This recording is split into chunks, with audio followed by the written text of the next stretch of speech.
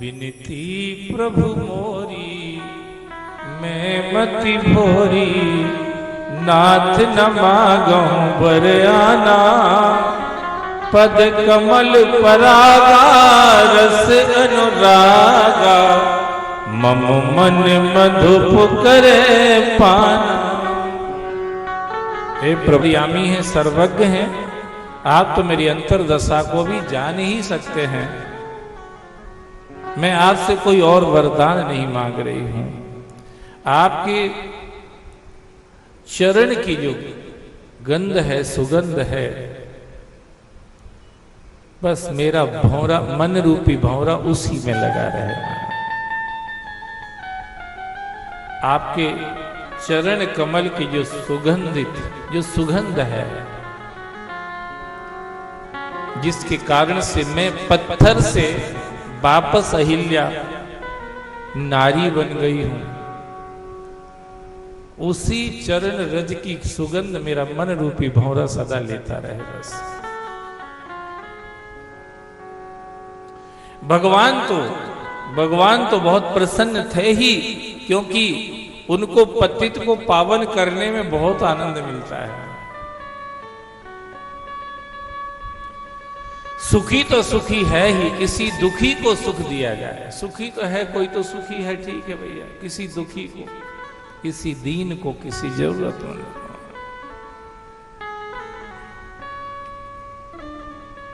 भगवान की कृपा से अहिल्या ने भगवत भक्ति का प्रसाद पा लिया महाराज। बार बार प्रभु के चरणों में पड़ने लगी, बार बार महाराज।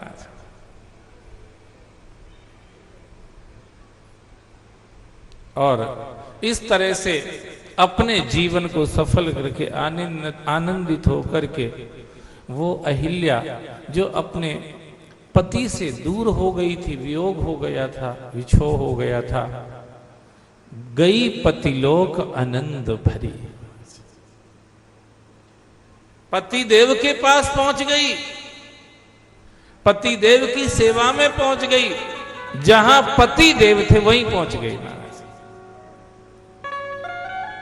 कहीं कहीं तो ऐसा भी लिखा है कि जब प्रभु के चरण स्पर्श से अहिल्या पत्थर से जब स्त्री बन गई, भगवान का भक्ति का प्रसाद उसको मिल गया, उस समय गौतम ऋषि वहां प्रकट हो गए महाराज। और जैसे पति अपनी पत्नी को ससुराल से विदा करा के उसकी ससुराल ले जाता, माने अपने घर ले जाता है, ऐसे ही पत्थर बनी हुई अहिल्या जब वैसी नारी बन गई, जैसी गौतम ऋषि की नारी होना चाहिए, वैसी जब बन गई तो गौतम जैसा वो महान ऋषि उन अहिल्या को वापस वो मिल गए। और अब इससे बड़ा आनंद और जीवन में क्या हो सकता है। गौतम जैसा जिसका, गौतम ऋषि जैसा जिसका पति हो, उससे दूर हो जाना ये सबसे दुखदाई है महाराज। कोई शराबी, कबाड़ी, जुआड़ी, पवाड़ी ऐसा कोई हो तो ठीक है, दूर हो गए तो कोई बात नहीं, पर जिसका गौतम ऋषि जैसा पति हो, दक्षिण भारत में प्रकट कर दिया त्र्यंबकेश्वर के रूप में,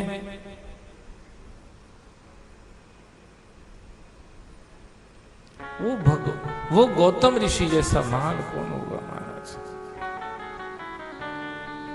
न्याय शास्त्र जैसे ग्रंथ की रचना जिन्होंने, वो कितने न्याय प्रिय रहे होंगे, कितने सारे ग्रंथ हैं दुनिया में, पर गौतम ऋषि ने ग्रंथ लिखा न्याय शास्त्र।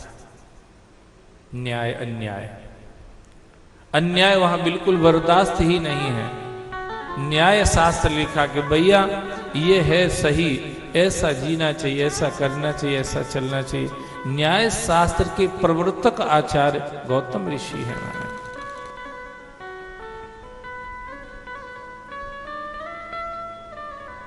धन्य हो गई अहिल्या, राम जी की भक्ति भी मिल गई और पति के चरणों की सेवा भी मिल गई महाराज। अब भक्त होके कोई संसार का निर्वहन करे तो कोई नुकसान नहीं है। भक्ति ना आए और फिर संसार को कोई ढोता रहे तो कोई फायदा नहीं है।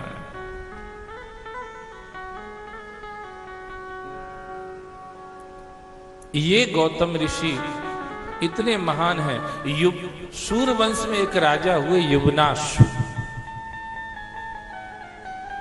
इक्ष्वाकु के नवक का जन्म हुआ, नवक के नावाक का जन्म हुआ, नावाक के अम्बरीश का जन्म हुआ और अम्बरीश के यहां युवनाश का जन्म हुआ।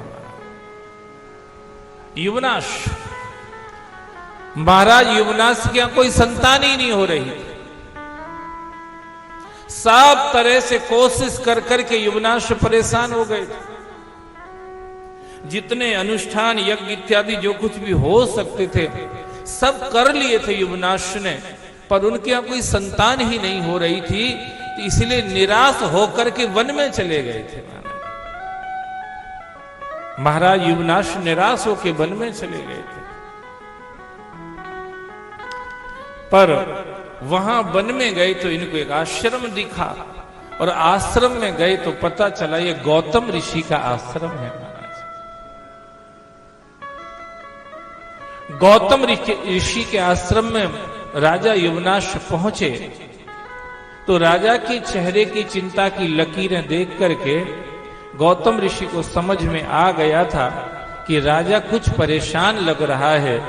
तो गौतम ऋषि ने पूछा युवनाश क्या परेशानी है? बोले मैं राजा हूं, राजा के जीवन में क्या परेशानी हो सकती है, बस एक ही चिंता खाए जा रही है, मेरे यहां संतान नहीं है। और मैंने सब तरह के अनुष्ठान यज्ञ इत्यादि जो कुछ हो सकता था सब करा लिया, पर उसके बाद भी जल को अभिमंत्रित किया।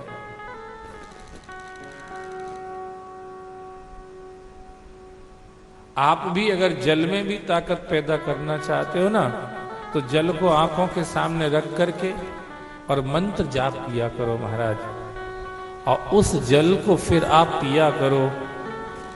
वो जल भी बहुत ताकतवर हो जाता है, वो जल भी आपके जीवन में बहुत बड़ा परिवर्तन करने वाला हो जाता है। वो जल भी आपकी बहुत सारी बीमारियों को ठीक करने वाला हो जाता है। आंखों के सामने रखना, मंत्र जाप, मंत्र जो भी आप जपते हैं, भगवान का नाम जो भी आप लेते हैं, आप उस जल को देखते देखते मंत्र जाप कीजिए। आधा घंटा, 1 घंटा, 1.25 घंटा, जो भी आपको करना है, और फिर उस मंत्र, उस जल को आप पी लीजिए। वो जल भी आपके लिए एक औषधि बन जाएगा, एक अमृत बन जाएगा। महामृत्युंजय मंत्र का जप करते हुए आप जल को देखते देखते जप कीजिए महामृत्युंजय मंत्र का, अब फिर उस जल को आप पीजिए। बहुत सारी बीमारियां कहते हैं इसी से दूर हो जाती हैं महाराज।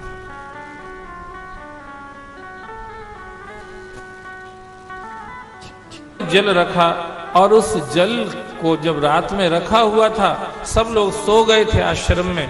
युवनाश को लगी प्यास, रात में प्यास लगी, और उन्होंने इधर उधर जल देखा तो कहीं उनको मिला ही नहीं। वही चरु जो अभिमंत्रित जल से भरा हुआ रखा था, युवनाश ने उठाया और उसी जल को पी लिया। सुबह हुआ, गौतम ऋषि ने देखा कि वो जल कहाँ गया, किसने पिया। युवनाश आज घबरा गए कि मुझसे कुछ गलती हो गई, वो जल मैंने पी लिया, क्या हुआ। हाथ जोड़े खड़े, गुरुदेव वो तो मैंने पी लिया है। तो गौतम ऋषि ने कहा कि अब संतान तुम्हारे ही होगी महाराज। और